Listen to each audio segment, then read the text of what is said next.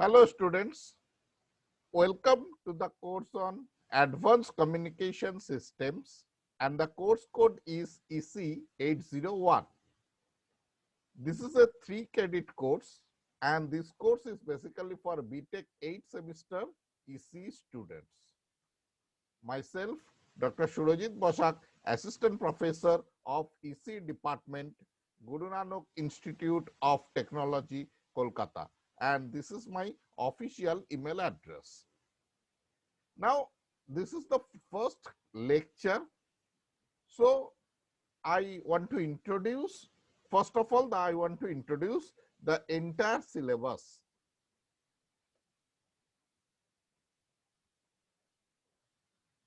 This is the syllabus which consists of, now see, which consists of,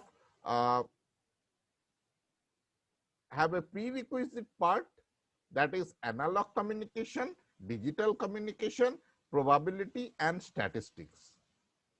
The course objective of this course is to present the fundamentals of modern communication systems, aspects like mobile communication, satellite communication, ad hoc networks, the technology applied, modulation techniques, and their performance analysis. Emphasis is placed on physical layer aspects of a communication system and their performance over the channel affected by fading and noise. Now see, this is the advanced communication systems. Mainly it consists of wireless communication. So, wireless communication mainly consists of wireless channels, wireless networks, multi multiple access techniques like CDMA, spread spectrum modulation schemes. What are the what are the what performance of digital modulations over wireless channels, basically the error probability. Now, multi-carrier communication, spread spectrum and satellite communication. So, it consists of total 9 modules and basically wireless communication is entirely dependent on probability theory. So, that is why the first module of this advanced communication course has a module 1, that is probability theory. Second module is the wireless networks. It consists of ad hoc networks, wireless sensor networks, and what are the challenges that consist of this entire module 2. What are the challenges, design challenges of ad hoc and sensor network? What are the issues in designing a routing protocol? So these are like a proactive routing and reactive routing protocol. So these are all presents in module number 2, that is cellular systems and infrastructure based wireless networks. And the third module is the spread spectrum modulation scheme, that is multiple access techniques. It basically have 2 parts, direct sequence spread spectrum and frequency hop spread spectrum, and it has a multiple access techniques. It is very important. Its application, basically the application of spread spectrum is in CDMA. Then is wireless channels. So wireless channels is very important due to path loss and shadowing. Then it goes to the statistical multipath channels. Then module number 6, that is performance of digital modulation over wireless channels. Then module number 7, that is again multi-carrier modulation like OFDM, pseudo PN sequence, pseudo random noise sequence, so rake receiver. So these are all in multi-carrier modulation and spread spectrum. and module number 8 is basically satellite communication. So in 2 to 7 module is from wireless communication. Module 8 is consists of satellite communication, module 8 and module number 9. So this consists of wireless communication, and this is the course outcome of this course. On completion of this course, students are able to, these are total 5 course outcomes, that is apply the knowledge of probability and statistical calculations to analyze the performance of a digital communication systems. So this is CO1. Then CO2 is develop insight on the various spread spectrum techniques and their application. Third CO number is evaluate the various physical layer issues in the mobile and wireless communication systems. CO number 4 is understand the concept of satellite communication systems. CO5 is the analyze and design the satellite uplink and downlink budget. So these are total 5 number of COs, course outcomes are present. This is the CO and PO mapping. These are all CO number, and we have total 12 PO number, and this is basically the CO PO mapping. And these are the textbooks. These are the textbooks which I follow mainly. Goldsmith is very good book. Modern digital and analog communication part is BP Lathi, and satellite part from Pratt. So these are the total 8 books, reference books are present. So let us start lecture number 1 from the module 1, that is probability theory, with the topic of basics of probability. Now upon completion, this is the lesson objective. Upon completion of this lesson, students will be able to understand, explain the concept of probability, calculate the probability of simple events, calculate the probability of compound events, calculate the probability of complementary events. And this objectives is mapped with CO number 2. So let us start the module number 1, that is probability theory, with the topic of basics of probability.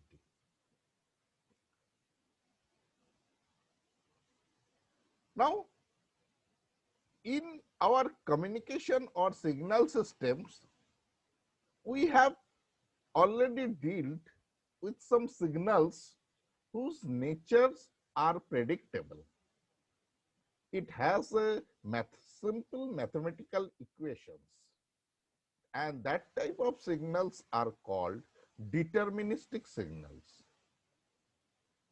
But in communication, another type of few signals are present that whose natures are not predictable, whose nature is totally random, stochastic. So how to define that random nature? How to deal, how to write some mathematical expression for a random signals? It is not possible? Yes, it is possible. It is possible to analyze the random signals statistically with the help of probability theory. So probability theory deals to analyze the random signals statistically. Now, what is the basic definitions of probability? Some basic definitions. Just 1 minute. Yes. some basic definitions related to probability. First one is the experiment. Experiment is the process which is conducted to get some results.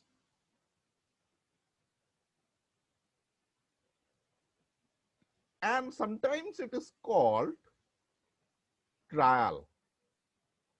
For an example, say tossing of a coin is an experiment. Choosing a card from a card game. So it is also an experiment. Now then sample space. Sample space, it is a set of all possible outcomes of an experiment or a trial. Sample space is denoted by S. Suppose tossing of a coin, it has two sample space, possible outcomes are head and tail, everybody knows. So it has two sample space. Suppose three coins, another experiment, say suppose three coins are simultaneously tossed. Then what are the possible sample outcomes? The possible outcomes are written here, that is total 8 outcomes are present. That is head, head, head, head, head, tail, head, tail, head, tail, head, head, head, tail, tail, tail, head, tail, tail, tail, head, and tail, tail, tail. So these are total 8 possible sample space. So in this case, NS is equal to 8. Next is event. What do you mean by event? Event basically an expected subset of the sample space is called an event. So suppose a die has total 8 sample space, we know it, 1, 2, 3, 4, 5, 6. Now if I ask you, suppose if we want a number 3 to be an outcome or an even number, only the even numbers should be the outcome, say 2, 4, 6. This is the subset, 2, 4 and 6. This is the subset if I want only even number. So this is the subset of sample space S.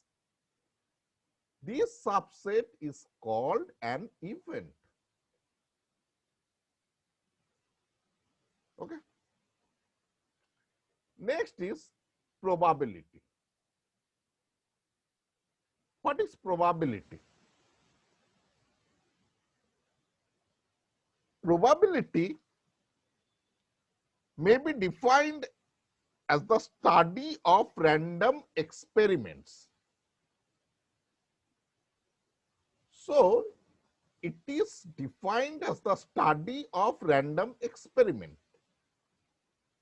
So probability of an event A is the total number of possible favorable outcomes. It is a ratio, and in the numerator is number of possible favorable outcomes to the total number of outcomes, which is denoted as probability of A or P of A. Now I am asking you a simple question, that what is the probability of getting an even number in tossing of a die? Even number 2, 4 and 6, 3. So the probability of event A, say this is A, is 3 by 6, that is half, or it is a 50%.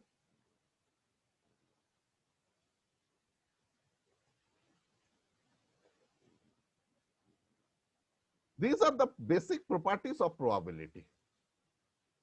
You should know what are the basic properties of a probability. First, you need to know what do you mean by what do you mean by certain event? There is a term, certain event. If an event contains all the outcomes, then it is called certain event. And this probability of a certain event is unity, which is reflected as probability property 1, that is PA equal to 1. For an event whose probability is always lies between 0 to 1, lowest value is 0 and highest value is 1. That reflects in property number 2.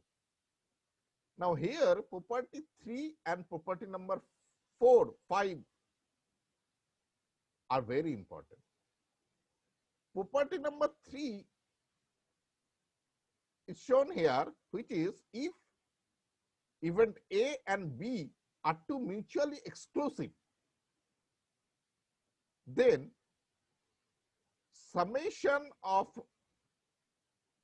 their probability, that is probability of A plus B, equal to probability of A plus probability of B. That means probability of their summation event is the sum of their individual probability, provided that A and B are two mutually exclusive events. Now, next property, that is property number 4, that is complement. A bar means its complement. So, probability of complement of an event A is simply 1 minus PA. Now, the fifth property, which is very important again, if A and B are not mutually exclusive, property 3 reflects for if A and B are two mutually exclusive events. But if event A and B are not mutually exclusive, then is it same? No. Then probability of A plus B equal to probability of A plus probability of B minus probability of AB. AB means probability of AB. This is basically the joint probability of two events. Okay. So, property number 3 and property number 5 are very important. So, that's all, and this is, thank you so much, and this is my first lecture, end of my first lecture.